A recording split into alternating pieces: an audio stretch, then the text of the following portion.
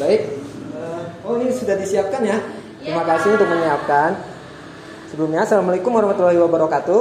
Waalaikumsalam warahmatullahi wabarakatuh. Alhamdulillah ya, kabarnya gimana? Baik, Pak. Oh, ya. Kita melanjutkan pelajaran yang sebelumnya tentang hak asasi manusia ya. Untuk sebelum itu saya mau mengabsen dulu. Siapa yang belum datang atau yang tidak hadir? Evelyn, Pak. Kenapa? Sakit. Oh, sakit. Iya. Terima kasih ya. Iya, Pak. Nggak ada lagi ya? Kalau saya lihat sih udah masuk semua ya. Iya, Pak, masuk semua. Ya, Rajin baik. dong, Pak. Ya. Memang luar biasa. Nah, sebelumnya kita pernah belajar yang namanya makna kasus atau hak asasi manusia. Nah, yang Bapak ingin tanyakan dari materi sebelumnya, apa yang kalian ketahui tentang hak asasi manusia? Boleh siapa aja yang menjawab? Ada yang? Saya Oh ya, Saudara Angelina. anakku dimiliki hak dasar yang dimiliki manusia, Pak. Oh, ada lagi yang lain? Oke, tidak ada ya. Oh, kita tepuk tangan dulu, kasih aplaus dulu. Semangat ya. Iya, Pak. Nah, jadi ini anak-anak, benar yang disebutkan sama Saudara Angelina tentang hak asasi manusia, yaitu hak-hak dasar yang kita miliki. Kita manusia, berarti kita yang mempunyai hak gitu. Itu ya. Lalu kita masuk ke pertemuan sekarang ini tentang kasus-kasus pelanggaran hak asasi manusia dalam perspektif Pancasila. Nah, sebelumnya tujuan pembelajaran dari materi ini yang pertama yaitu siswa diharapkan memahami substansi hak asasi manusia dalam Pancasila. Yang kedua, siswa mampu menganalisis kasus-kasus pelanggaran hak asasi manusia dalam perspektif Pancasila. Dan yang ketiga, siswa mampu menganalisis upaya penyelesaian kasus pelanggaran hak asasi manusia. Dan yang terakhir, siswa diharapkan mampu menyajikan hasil analisis pelanggaran hak asasi manusia dalam perspektif Pancasila. Nah, pada bab kali ini kita akan mempelajari ada 3 substansi materi. Yang pertama itu tentang substansi hak asasi manusia dalam perspektif Pancasila. Yang kedua, kasus-kasus pelanggaran hak asasi manusia di Indonesia. Dan yang terakhir, upaya penyelesaian kasus pelanggaran hak asasi manusia. Nah, kita akan melanjutkan pada sub materi kita yang pertama tentang substansi hak asasi manusia dalam Pancasila. Jadi gini anak-anak, hak asasi manusia itu di setiap negara itu dilindungi, tapi ada yang membedakan, yaitu dalam pelaksanaan hak asasi manusianya itu tersebut. Jadi kalau di Indonesia, karena kita berideologi Pancasila, maka pelaksanaan atau penegakan hak asasi manusia dilakukan dengan berdasarkan Pancasila, yaitu melalui nilai-nilai yang terkandung di dalamnya. Ada 3 kategori nilai. Yang pertama nilai ideal. Nilai ideal itu adalah nilai dasar yang berkaitan dengan hakikat kelima nilai Pancasila, yaitu nilai ketuhanan, nilai kemanusiaan, nilai persatuan, nilai kerakyatan, dan nilai keadilan. Nah, nilai ideal ini maksud nilai dasar.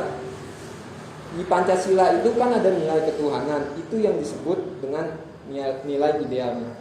Yang berikut yaitu nilai instrumental. Nilai instrumental itu penjabaran dari nilai ideal Pancasila, umumnya berbentuk ketentuan konstitusional. Jadi dari nilai ideal diturunkan menjadi undang-undang. Kalau kita biasanya kenal di Indonesia itu Undang-Undang Dasar 1945. Itu yang disebut nilai instrumental. Nah, yang ketiga yaitu nilai praksis. Nilai praksis ini turunan dari nilai instrumental. Di nilai instrumental itu kan udah bentuknya undang-undang. Nah, nilai praksis ini praktek dari pelaksanaan undang-undang itu sendiri. Seperti itu. Yaitu merupakan realisasi ya. Nah, di dalam di 3 nilai ini dalam hubungannya ke hak asasi manusia, yaitu misalkan nilai ketuhanan nih. Ya, nilai ketuhanan itu, nah nilai instrumentalnya kan ada tuh undang-undang tentang HAM yang kita setiap manusia itu bebas memiliki atau mempercayai agama masing-masing. Nah, itu sebenarnya. Dan pelaksanaannya gimana? Ya kita tidak mengganggu saudara-saudara kita walaupun tidak seagama, tidak mengganggu ibadahnya, tidak mengganggu kehidupannya dan lain sebagainya. Sampai di sini udah pahami ya? Paham, Pak. Nah, kecepatan nggak apa gimana? Enggak, Pak. Enggak ya? Nah, yang berikutnya yaitu jenis-jenis kasus pelanggaran hak asasi manusia. Pelanggaran hak asasi manusia berdasarkan pasal 1 angka 6 Undang-Undang Republik Indonesia nomor 39 tahun 1999, yaitu yang berisikan setiap perbuatan seseorang atau kelompok orang termasuk aparat negara, baik disengaja maupun tidak disengaja, atau kelalaian yang secara hukum mengurangi, menghalangi, membatasi dan atau mencabut hak asasi manusia seseorang atau kelompok orang yang dijamin oleh undang-undang. Nah, biasanya kita kenalnya itu ini pelanggaran hak asasi manusia yang ringan. Jadi misalkan ada seseorang yang mengambil hak benda orang lain tanpa izin. Nah, itu sudah masuk kepada pelanggaran hak asasi manusia. Yang berikutnya, pelanggaran hak asasi manusia berat. Apa itu pelanggaran hak asasi manusia berat? Kalau dilihat dari undang-undang, dia diklasifikasikan menjadi dua. Yang pertama, kejahatan genosida, yaitu perbuatan yang dilakukan dengan maksud menghancurkan atau memusnahkan seluruh atau sebagian kelompok bangsa. Dan yang kedua, kejahatan terhadap kemanusiaan, yaitu perbuatan yang dilakukan sebagai bagian dari serangan yang meluas atau sistematik yang ditunjukkan langsung kepada penduduk sipil. Maksudnya kejahatan genosida itu misalkan ada sekelompok orang, ada maksud dia melakukan sesuatu untuk memusnahkan. Misalkan kelompok A ingin bermaksud menyerang kelompok B untuk memusnahkan. Memusnahkan ini dalam artian ya dia mau kelompok ini tidak ada gitu kan. Nah, ini hal-hal ini termasuk dalam kejahatan atau pelanggaran hak asasi manusia berat. Nah, berikutnya, nah di slide berikutnya ini Bapak ingin kalian perhatikan videonya. Setelah kalian perhatikan, lalu coba kalian identifikasikan kenapa dalam video ini disebut pelanggaran hak asasi manusia. Ya, bisa disilakan. Tragedi Tanjung Priok 12 September 1984 merupakan peristiwa pelanggaran HAM berat manual terjadi pembunuhan, penyiksaan, penghilangan paksa, serta penangkapan dan penahanan sewenang-wenang. Tragedi ini berawal ketika seorang aparat militer dari Kodim 0502 masuk ke dalam masjid tanpa melepas sepatu, menyiram air got ke tembok masjid dan menodongkan pistol ke arah jemaah yang melarang perbuatannya. Ia memerintahkan mencabut pesan penolakan asas tunggal Pancasila. Setelahnya, keributan semakin meluas dan terjadilah peristiwa ini. Tanjung Priok berdarah. Komnas HAM melaporkan bahwa tragedi Tanjung Priok menimbulkan korban sebanyak 79 orang, korban luka 55 orang, dan meninggal 24 orang. Hingga hari ini, korban masih menanti keadilan. Meski pengadilan HAM sudah pernah dibentuk, pemerintah harus menyelesaikan kasus pelanggaran HAM Tanjung Priok, memenuhi hak-hak korban tragedi Tanjung Priok. Demikian, itu cuplikan dari kasus. Sebenarnya di kasus pelanggaran hak asasi manusia di Indonesia itu banyak ya. Dari tahun sebelum Indonesia merdeka pun sudah ada kasus-kasus tersebut. Sampai pada tahun 2010-an itu masih ada. Tapi memang Bapak mengambil satu contoh saja karena keterbatasan waktu, yaitu tragedi Tanjung Priok pada tahun 1984. Nah, di video tersebut tadi bisa kita simak ya, bahwa ada aparat yang masuk ke masjid dan dia membuang air kotoran lah dia kata. Nah, masyarakat tersebut tidak menyukai hal tersebut. Lalu ada bentrok. Nah, di bentrokan tersebut aparat ini melukai dan membunuh dengan senjata. Nah, yang Bapak ingin tanyakan kenapa dalam video tersebut disebut kasus pelanggaran hak asasi manusia berat. Ada yang ingin menanggapi? Siapa nih yang biasa? Ini bengong-bengong bingung apa bengong-bengong paham? Penjelasannya apa gimana? Saya Pak. Oh ya, baik, Saudara Agatha. Ya, jadi kenapa disebutnya kasus HAM pelanggaran berat? Karena yang pertama dia sudah menghilangkan nyawa seseorang. Terus yang kedua dia sudah menggunakan anggota kayak keanggotaannya dia buat membunuh orang lain seperti itu. Dan yang ketiga adanya suatu namanya juga karena HAM berat itu kan berarti sudah menghilangkan nyawa orang lain dengan sengaja. Seperti itu. Baik, ada lagi yang lain? Enggak ya? Oke. Kita beli aplaus dulu buat saudara kita. Good, nice. Iya benar sekali bahwa di situ memang ada yang namanya orang yang meninggal ya, hilangnya nyawa, benar ada kekerasan yang dilakukan aparat seperti pengertian yang tadi kita pelajari bahwa pelanggaran hak asasi manusia itu bisa dilakukan sipil atau aparat gitu. Seperti itu. Ya saya anggap sudah paham ya tentang ini. Nah, kita meluas nih. Tadi kita membicarakan di Indonesia, sekarang secara internasional. Kalau di Indonesia yang tadi cuma ada 2, kejahatan genosida dan kejahatan melawan kemanusiaan, di internasional kasus pelanggaran hak asasi manusia ditambah 2, yaitu invasi atau agresi dan kejahatan perang. Nah, invasi ini atau agresi itu suatu bentuk penyerangan dengan menggunakan kekuatan militer yang dilakukan suatu negara ke negara lain. Nah, ini agresi militer biasanya. Di Indonesia pernah, ya ada yang tahu? Indonesia pernah nih mengalami agresi militer, yang dilakukan oleh Westerling. Nah, dia pemimpin tentaranya itu Westerling. Itu setelah Indonesia merdeka tahun 45. Nah 45 pas Indonesia, kita mengulas sedikit. 45 pas di tahun 45 setelah Indonesia merdeka. Nah ini si Belanda ini dengan kekuatan militernya yang dipimpin oleh Westerling pun tersinggung gitu kan.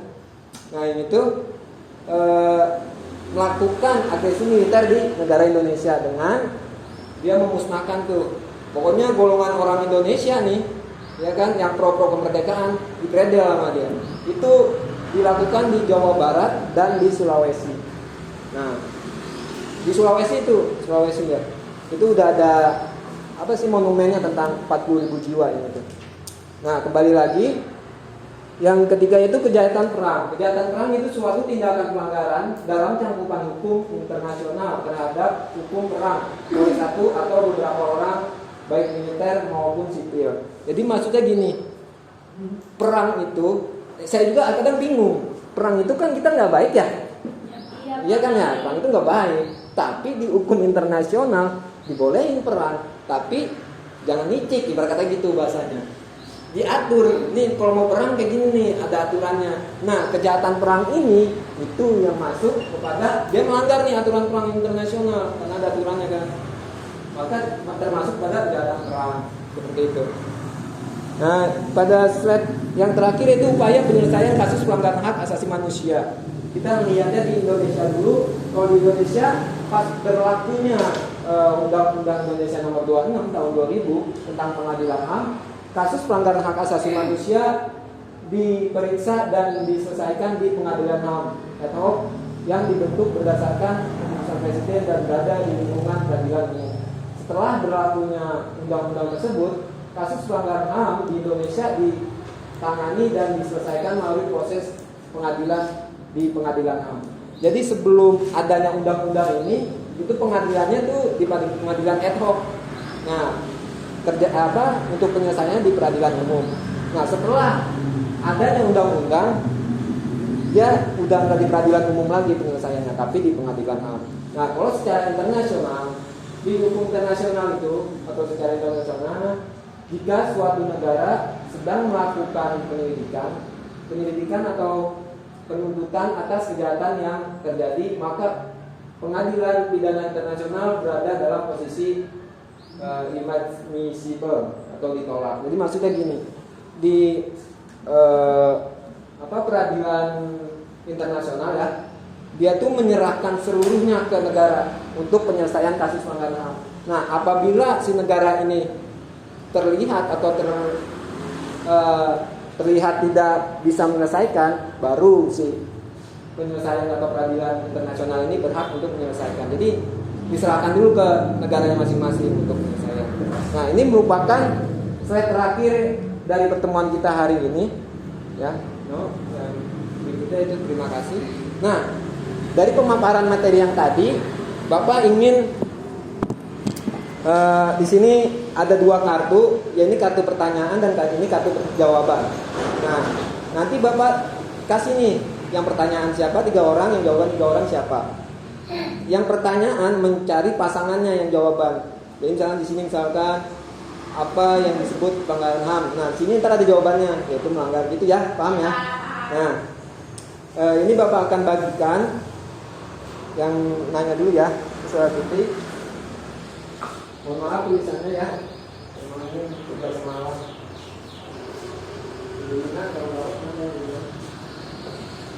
Maaf ya. Nah, sekarang jangan dicari dulu jawabannya, tunggu clue atau aba-aba dari Bapak. Nah, di sini kan yang merah itu jawaban. Nah, yang kuning ini pertanyaan.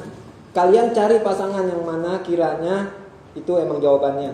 Lalu misalkan sudah, ya dipegang dulu ya. Ya, 1, 2, 3 coba dicari. Apa pertanyaannya?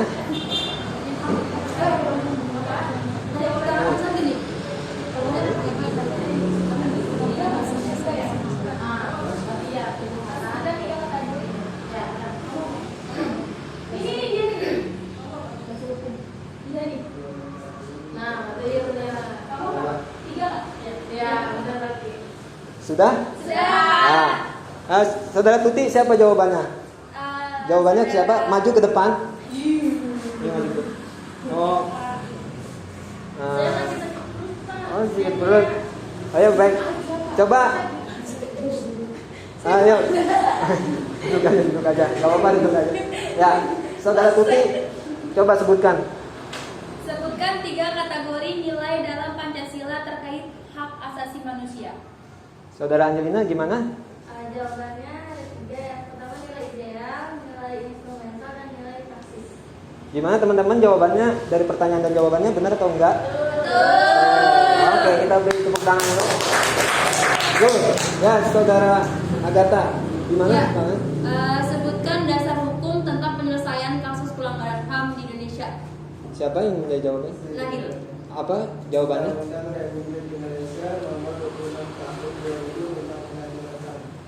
Nah, gimana teman-teman?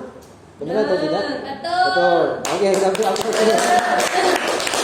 Pinter-pinter ya sini ya, cepet gitu. Iya dong. Kalau yang, oh ya, Saudara Wiwin gimana? Apa saja yang disebut kasus pelanggaran HAM internasional? Jawabannya siapa? Singkat, gimana jawabannya? Ada 4. Yang pertama kejahatan genosida. Yang pertama kejahatan melawan kemanusiaan. Yang ketiga kejahatan perang. Yang keempat invasi atau agresi. Gimana jawabannya benar atau? Betul. Oke, baik, terima kasih. Mungkin Bapak akhiri, mudah-mudahan dapat bermanfaat ya. Jadi kita bisa menarik kesimpulan dari pertemuan kali ini bahwa setiap kita itu memang punya hak, tapi hak kita dibatasi oleh hak orang lain gitu. Jadi jangan selalu menentukan dengan hak kita gitu. Saya punya hak, tapi kita lupa dengan hak orang lain juga gitu. Seperti itu ya. Ya.